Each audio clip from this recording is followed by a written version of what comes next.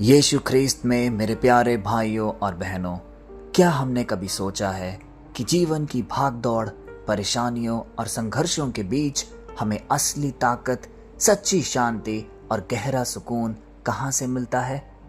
उत्तर है परमेश्वर के वचन से। तो आइए उन्हीं में से कुछ वचनों का हम अध्ययन करें और उस शक्ति, उस प्रभावशाली शब्दों को अपने जीवन में महसूस करें। यिर्मयाह अध्याय 29 पद संख्या 11। क्योंकि यहोवा कहता है, मैं तुम्हारे लिए जो योजनाएं बनाए हुए हूँ उन्हें जानता हूँ। वे हानि पहुँचाने की नहीं, वरन तुम्हें समृद्धि देने और तुम्हें आशा और भविष्य देने की योजनाएं हैं। यह वचन हमें गहरी सांत्वना देता है कि हमारा जीवन केवल संयोग या भाग्य के हाथों में नहीं है, बल्कि परमेश्वर की एक परिपूर्ण योजना के भीतर है। जब हम जीवन में असफलताओं, निराशाओं या हानि का सामना करते हैं तो अक्सर हमें लगता है कि सब कुछ खत्म सा हो गया है, लेकिन यहोवा स्वयं घोषणा करता है कि वह हमें हानि पहुंचाने वाला परमेश्वर नहीं है। उसकी योजनाएं हमें उठाने, समृद्ध करने और भविष्य में आशा देने वाली है। जीवन में कई बार ऐसे मोड़ आते हैं जब हमें लगता है कि हम किसी बंद रास्ते में आगे आ गए हैं। नौकरी छूट जाना, रिश्तों में टूटन, आर्थिक संकट या बीमारी।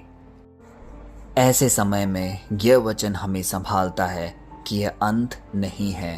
परमेश्वर हमारे लिए दरवाजे खोल रहा है जिन्हें हम अभी देख नहीं पा रहे हैं। यह वचन हमें यह सिखाता है कि विश्वास का मतलब है अंधेरे में भी यह मानना कि प्रभु का प्रकाश हमारे लिए आगे चल रहा है। इसका असर यह है कि हम चिंता में डूबने के बजाय भविष्य की उम्मीद के साथ जीना सीखते हैं। भजन संहिता अध्याय 23 पद संख्या 1। यहोवा मेरा चरवाहा है, मुझे घटी ना होगी।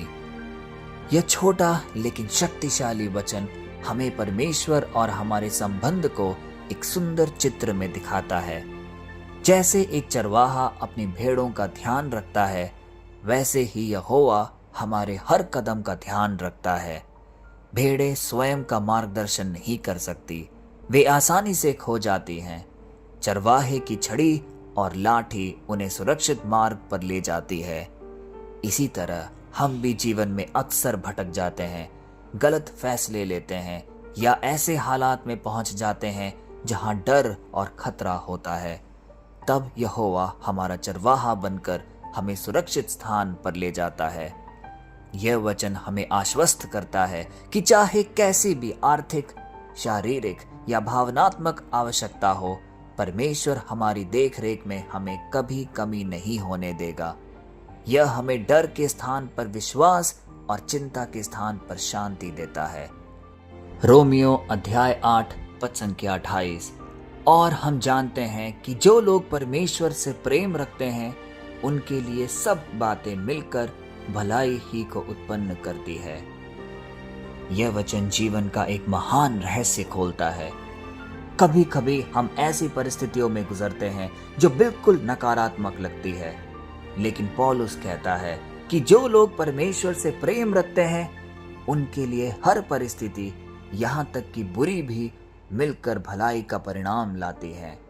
उदाहरण के लिए, एक कठिनाई हमें अधिक मजबूत बना सकती है, एक असफलता हमें नया मार्ग दिखा सकती है, एक टूटन हमें मसीह के और निकट लेके जा सकती है। परमेश्वर का दृष्टिकोण हमसे बड़ा है। वह हमारी सीमित सोच से परे जाकर हर अनुभव को हमारे भले के लिए इस्तेमाल करता है। यह वचन हमें धैर्य और आशा देता है। हमें यह भरोसा दिलाता है कि हम व्यर्थ नहीं जी रहे। हर आंसू, हर संघर्ष का एक उद्देश्य है और परमेश्वर उसकी बुनाई में लगा हुआ है। फिलिपियों अध्याय 4 पद संख्या 13। मसीह के द्वारा जो मुझे सामर्थ्य देता है, मैं सब कुछ कर सकता हूँ। यह वचन शक्ति और आत्मविश्वास का स्रोत है। पौलुस ने यह तब लिखा जब वह कठिनाइयों और कैद में था, लेकिन उसने जाना कि उसकी शक्ति उसकी परिस्थितियों से नहीं बल्कि मसीह से आती है। हम अक्सर अपनी क्षमताओं की सीमाओं में बंधे रहते हैं, लेकिन जब हम मसीह पर भरोसा करते हैं तो उसकी सामर्थ्य हमें उठाती है। इसका मतलब यह नहीं कि सब कुछ आसान होगा, बल्कि यह कि हर चुनौती का सामना करने के लिए हमें एक दिव्य बल मिलेगा। जीवन की दौड़ में जब थकावट होती है, यह वचन हमें नया साहस देता है। मैं नहीं बल्कि मसीह मुझ में है। यशाया अध्याय 41 पद संख्या 10। मत डर क्योंकि मैं तेरे संग हूं, इधर उधर मत ताक क्योंकि मैं तेरा परमेश्वर हूं। यह वचन सीधे सीधे हमारे दिल से बात करता है। डर हमारे जीवन का सबसे बड़ा शत्रु है, लेकिन यहोवा हमें आश्वासन देता है कि हमें डरने की कोई जरूरत नहीं है। क्यों? क्योंकि वह हमारे साथ है। डर अक्सर तब आता है जब हम अकेले महसूस करते हैं या भविष्य की चिंता करते हैं, लेकिन जब हमें याद आता है कि सर्वशक्तिमान परमेश्वर स्वयं हमारा हाथ थामे हुए है, तो डर पिघल जाता है। यह वचन हमारी आत्मा को एक नया आत्मविश्वास प्रदान करता है कि चाहे कैसी भी लड़ाई हो, हम अकेले नहीं हैं। परमेश्वर हमारा सहायक, संरक्षक और उद्धार करता है। मत्ती अध्याय 11 पद संख्या 28। हे सब परिश्रम करने वालों और बोझ से दबे लोगों, मेरे पास आओ, मैं तुम्हें विश्राम दूंगा। जीवन का हर इंसान किसी न किसी बोझ को ढो रहा है। कभी आर्थिक चिंताएं, कभी रिश्तों का दर्द, कभी बीमारियों की जकड़न और कभी आत्मिक थकावट। यीशु यहाँ सीधे हमें आमंत्रित करता है, मेरे पास आओ। यह एक सरल लेकिन गहरी पुकार है। मनुष्य अक्सर अपने बोझ को दुनिया के पास ले जाता है, डॉक्टर, वकील, मित्र या शराब और मनोरंजन जैसी झूठे संसाधनों के पास। लेकिन सच्चा विश्राम केवल यीशु में है। जब हम अपने थके हुए हृदय और भारी आत्मा के साथ उनके चरणों में आते हैं, तो वह बोझ को उठाते हैं और हमें एक नई शांति प्रदान करते हैं। यह वचन हमें आश्वस्त करता है कि हम अकेले नहीं हैं। हर आंसू, हर चिंता, हर थकान यीशु के सामने रखी जा सकती है। जब हम अपना बोझ उनके चरणों में डालते हैं, तो बदले में हमें आत्मा का विश्राम और मन की शांति प्राप्त होती है। यह वचन हमें सिखाता है कि यीशु केवल उद्धार करता ही नहीं, बल्कि हमारे बोझ उठाने वाले मित्र भी हैं। यशाया अध्याय 40 पद संख्या 31। परंतु जो यहोवा की बाट जोते हैं, वे नए बल प्राप्त करते रहते हैं। वे उकाबों की नाई ओढ़ेंगे, वे दौड़ेंगे और श्रमित ना होंगे, वे चलेंगे और मूर्छित ना होंगे। यह वचन हमें धैर्य और प्रतीक्षा का गहरा पाठ पढ़ाता है। हम मनुष्य अधीर होते हैं। हम चाहते हैं कि सब कुछ तुरंत हो, लेकिन परमेश्वर के मार्ग अलग हैं। जब हम उसकी बाट जोते हैं, मतलब प्रार्थना, विश्वास और धैर्य के साथ उसकी इच्छा की प्रतीक्षा करते हैं, तो वह हमें नया बल प्रदान करता है। यह वचन उकाब की उपमा देता है। उकाब तूफानों के बीच अपने पंखों को हवा में फैला देता है और तूफान की शक्ति को ही अपनी उड़ान में इस्तेमाल करता है। इसी तरह जब हम यहोवा पर भरोसा रखते हैं, तो जीवन के तूफानों में हम नहीं गिरते, बल्कि हमें ऊंचाई पर ले जाने वाला वह सर्वशक्तिमान पिता परमेश्वर होता है। हम दौड़ेंगे और थकेंगे नहीं। इसका अर्थ है कि परमेश्वर हमें जीवन की दौड़ में निरंतरता और सामर्थ्य देता है। यह वचन हमें सिखाता है कि प्रतीक्षा कमजोरी नहीं, बल्कि आशीष का मार्ग है। यूहन्ना अध्याय 14 पद संख्या 27। मैं तुम्हें शांति दिए जाता हूँ, अपनी शांति तुम्हें देता हूँ। जैसा संसार देता है, मैं तुम्हें वैसा नहीं देता। तुम्हारा मन व्याकुल ना हो और ना डरे। आज की दुनिया में शांति सबसे महंगा खजाना है। हम दौड़ते हैं, काम करते हैं, धन इकट्ठा करते हैं, लेकिन भीतर से हम सब बेचैन हैं। यीशु कहते हैं, मेरी शांति मैं तुम्हें देता हूँ। यह शांति बाहरी परिस्थितियों पर निर्भर नहीं है, यह दिल की गहराई में उतरती है। दुनिया की शांति अस्थायी है, एक अच्छी नौकरी, पैसा या रिश्तों के रूप में, लेकिन यीशु की शांति स्थायी है। वह तूफानों के बीच भी दिल को स्थिर रखती है। यह वचन हमें सिखाता है कि चाहे दुनिया डगमगा जाए, अगर मसीह हमारे दिल में है तो हम डरे बिना जी सकते हैं। यह शांति हमें आत्मविश्वास और साहस देती है। जब हम प्रार्थना में यीशु को आमंत्रित करते हैं तो वह हर चिंता को बदलकर स्थिरता में बदल देता है। भजन संहिता 34 पद संख्या 18। यहोवा टूटे मन वालों के समीप रहता है और खेदित आत्माओं का उद्धार करता है।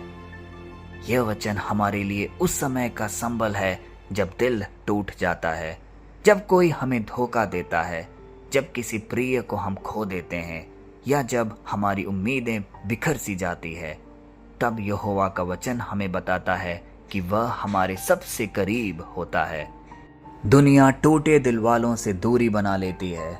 लोग अक्सर कहते हैं अब तो यह कुछ काम का नहीं रहा, लेकिन यहोवा का हृदय टूटे हुए और रोते हुए के लिए सबसे ज्यादा धड़कता है। वह न केवल हमें ढाढ़स देता है बल्कि हमें चंगाई भी प्रदान करता है। यह वचन हमें सिखाता है कि हमारे आंसू कभी व्यर्थ नहीं होंगे। परमेश्वर हर आंसू को देखता है, हर कराह को सुनता है और हर टूटे टुकड़े को जोड़ता है। टूटन ही वह स्थान है जहां परमेश्वर अपनी महिमा प्रकट करता है। मत्ती अध्याय 6 पद संख्या 33। इसीलिए पहले तुम उसके राज्य और धर्म की खोज करो तो ये सब वस्तुएं भी तुम्हें मिल जाएंगी। हमारा जीवन अक्सर उल्टा चलता है। हम पहले चीजों के पीछे भागते हैं, पैसा, घर, नौकरी, मान सम्मान, और जब यह सब पाकर भी संतुष्टि नहीं मिलती तब हम परमेश्वर की खोज करते हैं। यीशु यहाँ जीवन का रहस्य बता रहे हैं। पहले परमेश्वर को खोजो। जब हम अपने जीवन की प्राथमिकताओं को सही रखते हैं तब बाकी सब चीजें अपने समय पर हमें मिलती हैं। इसका अर्थ यह नहीं कि हमें मेहनत नहीं करना, बल्कि यह है कि हमारी प्राथमिकता परमेश्वर हो। जब हम उसका राज्य और धर्म को अपने जीवन का केंद्र बना लेते हैं तो परमेश्वर हमारी जरूरतों का ख्याल रखता है। यह वचन हमें सिखाता है कि जीवन का असली सुख उन चीजों में नहीं जो दिखती है, बल्कि उन चीजों में है जो ईश्वर से जुड़ी हुई है और अदृश्य है। इब्रानियों अध्याय 13 पद संख्या 5। मैं तुझे कभी ना छोड़ूंगा और ना त्यागूंगा। यह वचन उस इंसान के लिए स्वर्गीय प्रतिज्ञा है जो खुद को अकेला, असहाय महसूस करता है। जीवन में कई बार ऐसा होता है कि जब लोग हमें छोड़ देते हैं, मित्र धोखा दे देते हैं, परिवार दूरी बना लेती है या हालात हमें पूरी तरह तोड़ देते हैं, लेकिन परमेश्वर का वचन साफ साफ हमें यह बता रहा है, मैं तुझे कभी ना छोड़ूंगा और ना त्यागूंगा। यह शब्द मात्र संतावना नहीं बल्कि एक अटल वादा है। परमेश्वर का स्वभाव मनुष्य जैसा नहीं है कि वो बदल जाए। उसकी उपस्थिति हर परिस्थिति में स्थिर है, सुख में भी और दुख में भी। जब हम घाटियों से गुजरते हैं तब यह वचन हमें भरोसा देता है कि परमेश्वर हमारे साथ साथ चल रहा है। हमारी जिम्मेदारी केवल यह है कि हम इस वचन पर विश्वास करें और डर व चिंता से मुक्त होकर अपना जीवन जिएं। जब इंसान हमें त्यागता है, परमेश्वर हमें और अधिक गले लगाता है। यही इस वचन का आशय है। भजन संहिता 91 पद संख्या 1 से 2। जो परम प्रधान की गुप्त जगह में रहता है और सर्वशक्तिमान की छाया में ठहरता है, वह यहोवा से कहेगा, वह मेरा शरण स्थान और मेरा गढ़ है, मेरा परमेश्वर जिस पर मैं भरोसा रखूंगा। भजन 91 को अक्सर सुरक्षा और रक्षा का भजन कहा जाता है। यह 2 पद संख्या हमारे जीवन के लिए एक शक्तिशाली चित्र खींचते हैं। जब हम परमेश्वर की गुप्त जगह में रहते हैं तो हम हर प्रकार के खतरे से सुरक्षित होते हैं। गुप्त जगह का अर्थ है प्रार्थना, संगति और परमेश्वर की उपस्थिति में जीना। जीवन की आंधियां चाहे कितनी भी प्रचंड क्यों ना हो, जो परमेश्वर की छाया में ठहरता है वह सुरक्षित है। जैसा एक बच्चा अपनी माँ की छाया में खुद को सुरक्षित समझता है, वैसे ही हम अपने पिता परमेश्वर की शरण में अपने आप को सुरक्षित पाएंगे। यह वचन हमें चुनौती देती है कि हम केवल शब्दों से ही नहीं बल्कि वास्तव में अपने दिल से यहोवा को अपना गढ़ और शरण स्थान माने। ऐसा करने पर डर भाग जाता है और विश्वास हमें स्थिर रखता है। रोमियो अध्याय 12 पद संख्या 2। और इस संसार के सदृश्य ना बनो, परंतु तुम्हारे मन के नए हो जाने से तुम्हारा चाल चलन भी बदलता जाए, कि तुम परमेश्वर की भली भावती और सिद्ध इच्छा अनुभव से मालूम करते रहो। यह वचन हमें आत्मिक परिवर्तन के लिए बुलाता है। संसार की आदतें और प्रथाएं हमें अक्सर परमेश्वर से दूर ले जाती हैं, लेकिन पौलुस कहता है कि हमें संसार के समान नहीं बनना है, बल्कि अपने मन को नया बनाना है। मन का नया होना मतलब क्या है? हमारे विचार, दृष्टिकोण और निर्णय परमेश्वर के वचन से प्रभावित हो। जब मन बदलता है तब हम अपना जीवन भी बदल देते हैं। यह परिवर्तन केवल बाहरी नहीं बल्कि आंतरिक और स्थायी भी होती है। यह वचन हमें सिखाता है कि सच्चा मसीही जीवन केवल धार्मिक रीति रिवाजों का पालन करना नहीं है, बल्कि हर दिन अपने विचारों को परमेश्वर की सच्चाई से नया करना है। ऐसा करने पर हम उसकी सिद्ध इच्छा को पहचान जाते हैं और हम उनमें जीने लगते हैं। मत्ती अध्याय 5 पद संख्या 14 से 16। तुम जगत की ज्योति हो। जो नगर पहाड़ पर बसा है वह छिप नहीं सकता। लोग दिया जलाकर पैमाने के नीचे नहीं रखते, परंतु दीवट पर रखते हैं, तब वह घर के सब लोगों को प्रकाश देता है। उसी प्रकार तुम्हारा उजियाला मनुष्य के सामने चमकेगा, कि वे तुम्हारे भले कर्मों को देखकर तुम्हारे स्वर्गीय पिता की बढ़ाई करेंगे।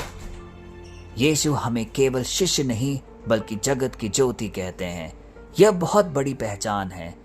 इसका मतलब है कि हमारा जीवन अंधकार में डूबे हुए लोगों के लिए मार्गदर्शन का प्रकाश है। हमारा विश्वास केवल निजी नहीं है, यह दूसरों के लिए भी एक बड़ी गवाही है। जब लोग हमारे भले काम देखते हैं, हमारा प्रेम, क्षमा, दया और ईमानदारी, तो वे परमेश्वर की महिमा करते हैं। यह वचन हमें चेतावनी भी देती है कि हमारी ज्योति छिपनी नहीं चाहिए। हम अपने विश्वास को केवल रविवार की कलीसियाओं तक सीमित न रखें, बल्कि हर जगह अपने आचरण से परमेश्वर की रोशनी फैलाएं। यही यीशु का उद्देश्य है कि हमारे जीवन से लोग उसके पिता को जाने। भजन संहिता अध्याय 46 पद संख्या 1। परमेश्वर हमारा शरण स्थान और बल है, संकट में अति सहज से मिलने वाला सहायक है। यह वचन संकट में जी रहे हर इंसान के लिए एक बड़ी दवा है। जीवन का संकट कभी भी अचानक आ सकता है, बीमारी, दुर्घटना, धोखा या आर्थिक परेशानी। लेकिन इस वचन में हमें आश्वासन मिलता है कि परमेश्वर संकट के समय अति सहज से मिलने वाला सहायक है। अति सहज का क्या तात्पर्य है? परमेश्वर को पाने के लिए हमें लंबी दूरी तय करने या कठिन शर्तें पूरी करने की जरूरत नहीं है। वह हर समय, हर परिस्थिति में हमारे पास है। जब हम उसे पुकारते हैं, वह तुरंत सुनता है और सहायता करता है। यह वचन हमें प्रेरित करता है कि डर या निराशा में डूबने के बजाय हम प्रार्थना और विश्वास से परमेश्वर की ओर दौड़े चले आए। वह न केवल शरण स्थान है बल्कि शक्ति का स्रोत भी है। इसलिए संकट हमें तोड़ने नहीं बल्कि हमें परमेश्वर की और करीब लाने का एक सुंदर अवसर होता है। प्यारे भाइयों और बहनों, आज हमने परमेश्वर के वचन के ऐसे 15 रत्नों पर मनन किया है, जो केवल पन्नों पर लिखे हुए अक्षर ही नहीं बल्कि हमारे जीवन को बदलने वाली दिव्य शक्ति है। हर एक वचन हमें याद दिलाता है कि परमेश्वर दूर नहीं है। वह हमारे जीवन के हर मोड़ पर, हर आंसू में, हर संघर्ष में हमारे साथ है। यह श्रृंखला तो यहाँ समाप्त होती है, लेकिन परमेश्वर के वचनों का खजाना कभी समाप्त नहीं होता। और अगर आप चाहते हैं कि आपके जीवन में लगातार ऐसी आत्मिक आशीर्वाद बहती रहे, तो हमारे साथ बने रहिए, जुड़े रहिए।